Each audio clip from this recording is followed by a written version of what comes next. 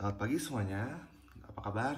Perkenalkan, saya Brian Sarniam, NPM 044 dari Kedokteran Hewan 2019.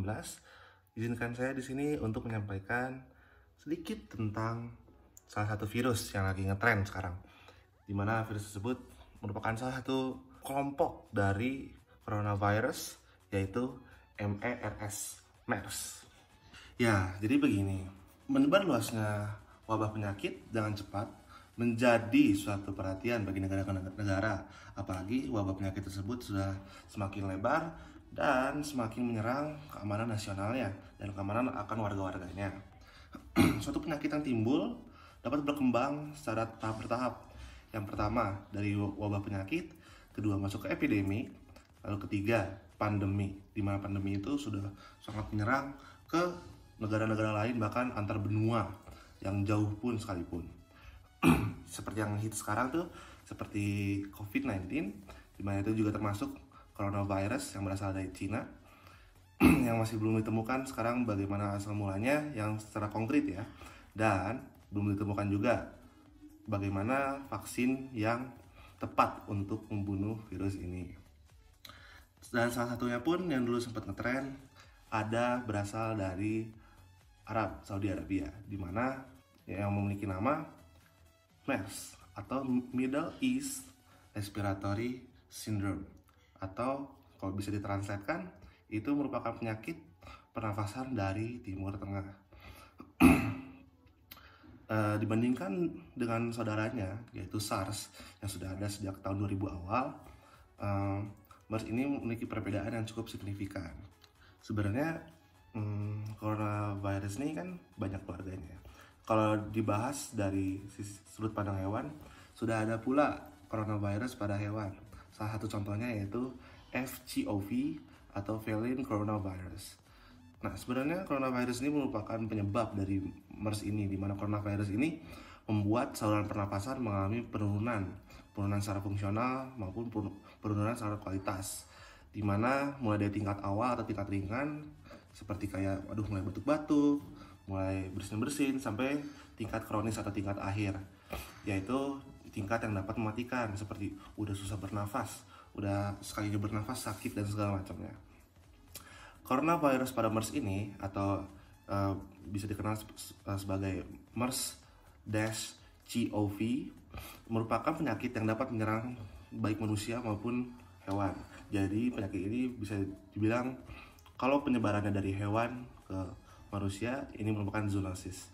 Menurut CDC atau Center for Disease Control and Prevention pada tahun 2019 terakhir diupdate, MERS ini virus yang mematikan, di mana jika diambil dari 10 sampel, 3-4 orang mempunyai probabilitas untuk mati.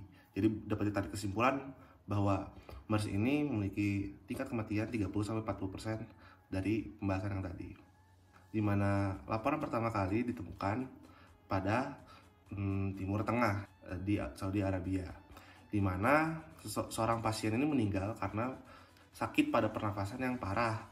Jadi pasien ini tuh dibawa ke rumah sakit Jeddah, diidentifikasi terdapat penyakit pernafasan yang parah, lalu meninggal di situ. Dan kasus itu terjadi pada Juni 2012. Coronavirus yang sebelumnya tidak dikenal ini, jadi MERS-CoV ini juga sempat jadi novel coronavirus. Virus ini awalnya bernama Human Coronavirus-EMC, tapi secara konsensus global dinamai sebagai MERS-CoV. Ya, jadi di sini saya akan membahas tentang struktur genomnya, di mana struktur genomnya itu dipeptil peptidase 4 atau dapat disingkat sebagai DPP4 atau dikenal juga sebagai CD26. Diidentifikasi sebagai sel inang reseptor untuk entry cell. Jumlah kasus MERS yang dilaporkan melonjak selama pada musim semi 2013 dan 2014 pula. Beberapa kasus MERS-CoV dianggap sebagai ancaman epidemi kesehatan masyarakat yang serius karena jutaan peziarah dari 184 negara berkumpul di Arab Saudi setiap tahun untuk ziarah haji dan umrah. Untungnya tidak ada kasus MERS yang dikaitkan dengan ibadah haji 2013 dan 2014. MERS-CoV memiliki 5 protein aksesori berbeda, dan SARS-CoV memiliki 8 protein aksesori yang berbeda.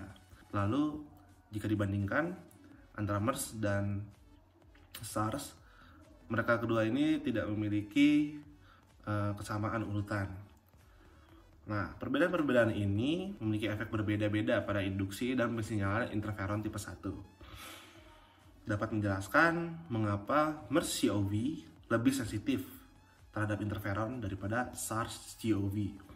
Perbedaan dalam sensitivitas ini memiliki implikasi untuk pengobatan karena interferon tipe 1 telah digunakan untuk mengobati pasien yang terinfeksi SARS-CoV dan MERS-CoV. Kelompok yang paling rentan terinfeksi MERS-CoV ini merupakan kelompok lanjut usia atau lansia, di mana memiliki usia di atas 65 tahun.